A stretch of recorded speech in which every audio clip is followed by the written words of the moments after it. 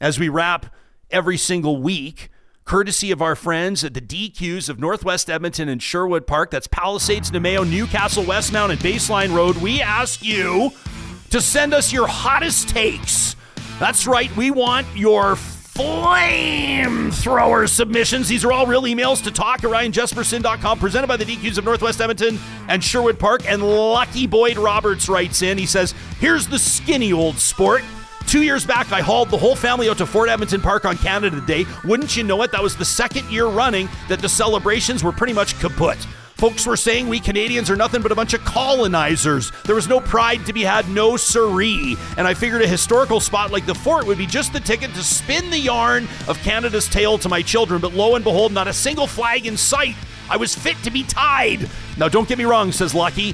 It's right as rain to own up to our country's missteps and learn a thing or two from the past, but I'll be darned if I let anyone tell me I shouldn't puff out my chest and say that I'm a proud Canadian. Now, back then, the left-wing crowd was spouting off something awful about how we're all colonizers and we ought to just hang our heads in shame, and it burned my biscuits then, and it burns my biscuits now to hear the same malarkey coming from the right-wingers. And then you've got all these MAGA types, calling Justin Trudeau a traitor and baying for his neck. They've gone and labeled liberals as cucks of all things. I ask you, says Lucky, can you think of anything more traitorous or cuckolded than a Canadian MAGA fanboy groveling, oh, Mr. Trump, please annex us and take us in? It's enough to make a fellow's stomach turn. Have a little self-respect, for Pete's sake. It's downright pitiful. Lucky Boyd Roberts says, as always, great show, Johnny and Ryan. You two are the berries, the real McCoy.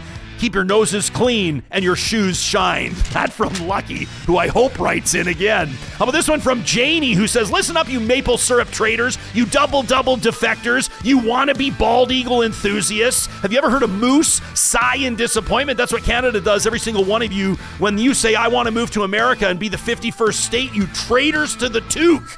First of all, let's get something straight. Alberta, looking across the border at Montana, those of you that, sort of your long-lost cousin who left the farm and made it big in the city, you think Americans are going to welcome us with open arms? They're going to take one look at us and say, what do you mean free health care? And don't even get me started on your soft spot for freedom when you get salty about government regulations. Meantime, in the States, your insulin's $500, your tap water's flammable, and your roads are held together with duct tape and good vibes. What's the appeal, wonders Janie? Is it the guns? Because let me tell you something, you already act like Texas right now, and last time I checked, you could pretty much shoot coyotes off your back porch.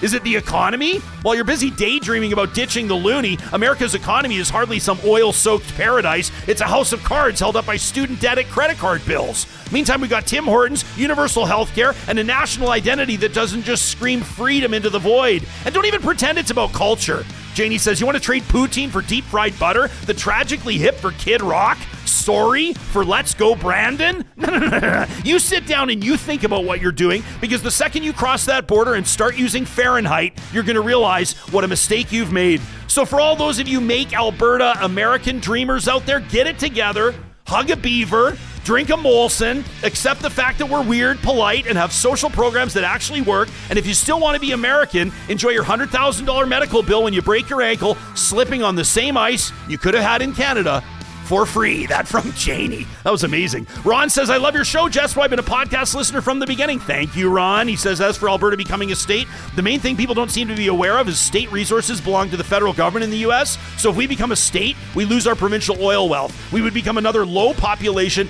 who cares state battling to get roads paved. He says we'd be just ahead of Puerto Rico. That from Ron. What about this from Debbie and Steven, who say, we just want to say I haven't particularly cared for Danielle Smith. Quite upset with her going to meet with the orange bobblehead because it felt like she was just thinking of herself. But her recent speech about supporting Trudeau in Canada I thought was excellent. She's found her Canadian personality again. Her speech felt like what Canadians think and feel. We've been very optimistic with the number of speeches that Justin Trudeau's given recently. I think this is the first flamethrower that has praised Danielle Smith and Justin Trudeau in the same paragraph. Goes on to say, it doesn't matter what party anybody's with, it's time to think of Canada as a whole.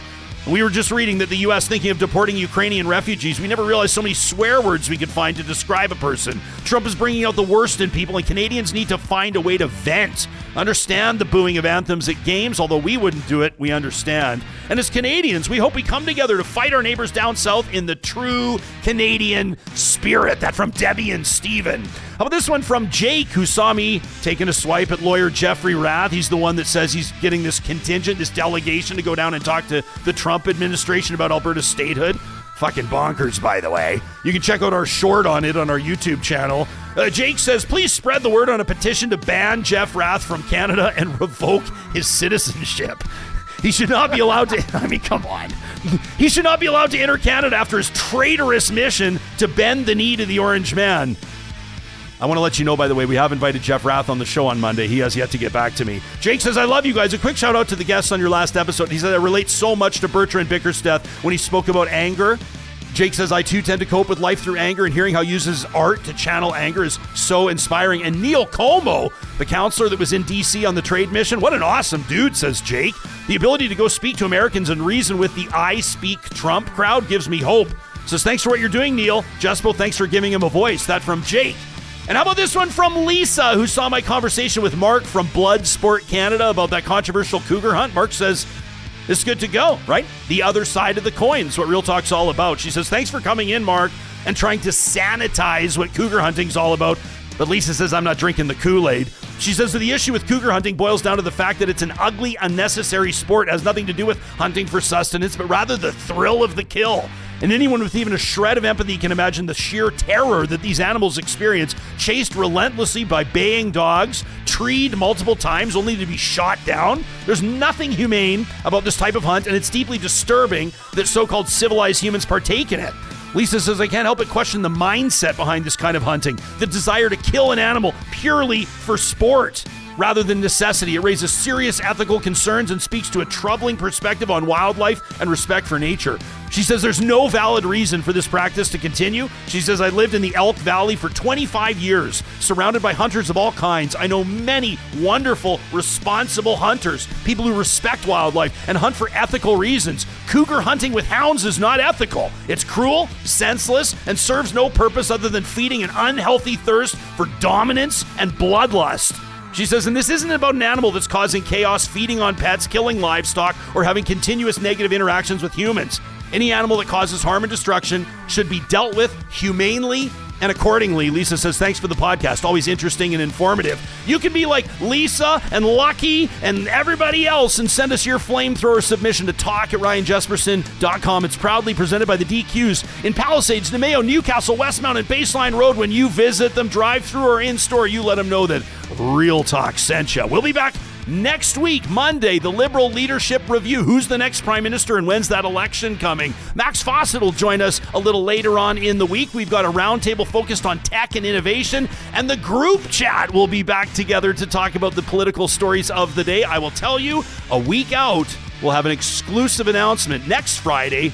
Big surprise right here on Real Talk. Have a great weekend, everybody. Thanks for coming out.